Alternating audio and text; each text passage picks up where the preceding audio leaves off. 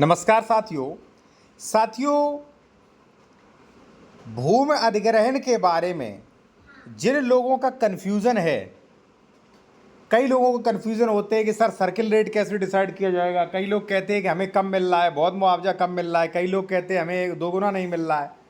तो मैं सब कुछ बताऊंगा इस वीडियो में साथियों, और बाकायदा जो चार्ट है वो भी कुछ आपके सामने है। वही मैंने जैसे कोशिश की वैसा है, ठीक है। अब देखिए, वीडियो एडिटिंग पर मत जाइए, आप जानकारी बजाइए, बस जानकारी अच्छी होनी चाहिए। आप जानकारी के लिए ही आए हैं इस पर, ठीक है। एक चीज़ साथियों और मैं यहीं भी कहूँगा, अगर आप बेहतर कानूनी सलाह लेना चाहते हैं या किसी ज़मीन का डॉक्यूमेंट चेक करवाना चाह रहे हैं तो हमारा कॉन्टैक्ट नंबर आपकी वीडियो की डिस्क्रिप्शन में मिल जाएगा। साथियों सबसे पहले थोड़ा हम बात तो करेंगे मुआवजा कितने गुना मिलेगा। पहले हम बात कर लेते भूमि का बाजारी मूल्य, ठीक है ना। तो साथियों इसमें स्पष्ट किया गया है कि धारा 26 के अधीन उपमंडित रूप में अवधारण किया जाएगा। वैसे होता क्या है कि जो सर्किल रेट होता है उसके द्वारा ही जो मुआवजा जो है, जो बाजारी मूल्य जो है वो निर्धारित किया जाता है। लेकिन मैंने कई वीडियोस में बताया लोगों को कि भाई रजिस्ट्री में आप पैसा कम मत दिखाइए, ठीक है ना, क्योंकि लैंड एक्वायरेशन एक्ट में ये प्रोविज़न है कि जो भी कलेक्टर है या जो भी मान लीजिए वो समिति है जो एक्वायरेशन में बनाई गई है, सर्वे सरवा है, वो कई बार क्या होता है वो 50 या 60% डीड उठा के देख लेती हैं कि रिसेंट में बाजारू मूल्य क्या चल रहा है।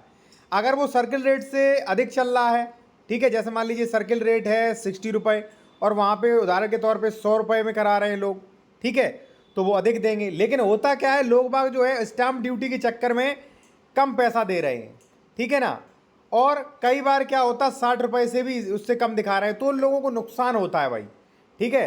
तो चलिए सबसे पहले तो बाजारी मूल्य का निर्धारण मैंने बता दिया कैसे होगा। दूसरा साथियों ये है कि ग्रामीण क्षेत्र में और शहरी क्षेत्र में मुआवजा कितना मिलेगा। एक चीज़ साथियों मैं और बता दूं कि जो लोग मुआवजा से पीड़ित हैं, ठीक है, उनके लिए मैं आपको बता दूं सेक्शन 74 इसके बारे में प्रोविज़न करता है, ठीक है, आप मुआवजा बढ़वा भी सकते हैं। और एक चीज़ और साथियों कि जो आपका सर्किल रेट होता है, ठीक है ना, अब हम बात ये करेंगे कि शहरी क्षेत्र में और ग्रामीण क्षेत्र में कितना मिलेगा। देखिए साथियों शहरी क्षेत्र में क्या होता है कि शहरी क्षेत्र में बहुत हाई फाई सर्किल रेट होता है, ठीक है। मान लीजिए ये कोई ज़मीन है, ठीक है, तो सर्किल रेट में जो शहरी सर्किल रेट होता है उसका काफ़ी हाई होता है। तो वहाँ पे क्या होता है अक्सर कि 100% जो है वो तोसड़ की राशि तो आपको मिलेगी, ठीक है, क्योंकि भाई ये बताइए आपकी ज़मीन पड़ी है भाई, ठीक है। अब आप जैसे मान लीजिए उसकी कीमत 100 रुपये है, तो आप 100 रुपये में क्यों दोगे वो ज़मीन? बिल्कुल नहीं दोगे भाई, आपने बड़ा मेहनत से अपना मकान बसाया होगा, क्यों दोगे? तो पहले तो स्पष्ट नियम है कि 100% जो है वो तोसड़ की रकम दी जाएगी। जैसे मान लीजिए भाई आपकी 20 लाख की ज़मीन है तो प्लस 20 लाख हो गया आपकी तोसड़ की रकम, ठीक है। अब अगर ग्रामीण क्षेत्र में है तो डिवाइडेड बाई 2, शहरी क्षेत्र में है तो डिवाइडेड बाई 1, ठीक है। तो अगर शहरी क्षेत्र में है तो 40 लाख मल्टीप्लाई 1 यानी कि 40 लाख ही रहेगा, दोगुना ही मिलेगा, ठीक है। अगर ग्रामीण क्षेत्र में है तो यहाँ पे ही हो जाता है डिवाइडेड बाई 2, ठीक है। यहाँ पे आप देख सकते हैं 2, ठीक है, यहाँ पे लिखा है, देखिए ये देखिए।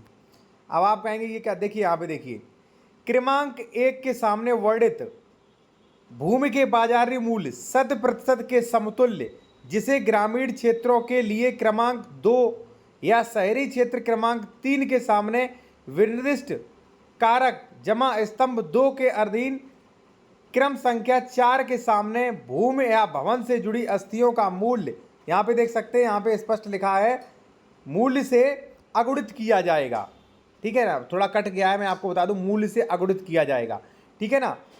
देखिए इसे समझना थोड़ा बहुत कठिन है, थोड़ा मैं आपको बता दूं कि कम से कम मुझे ही समझने में कम से कम 130 मिनट लगी हैं भाई, तो आपको समझने में बहुत लगेंगी, और ये आधा थोड़ा अधूरा है, ठीक है, क्योंकि इसमें कट हो गया है, ठीक है।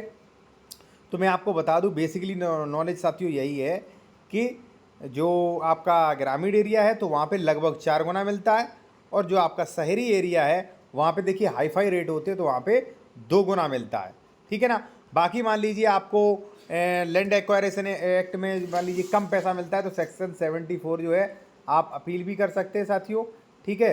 और एक आर्बिट्रेशन एक्ट होता है, ठीक है ना। तो आर्बिट्रेशन एक्ट सेक्शन 34 में भी आप जो है डिस्ट्रिक्ट कोर्ट में इसके लिए केस कर सकते हैं साथियों, ठीक है।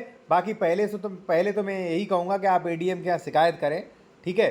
और बाकी इस पर कई बड़े बड़े नियम भी हैं। अगर मान लीजिए आप कोई बेहतर कानूनी सलाह लेना चाह रहे हैं तो कॉन्टैक्ट नंबर हमारा वीडियो के डिस्क्रिप्शन में मिल जाएगा आपको।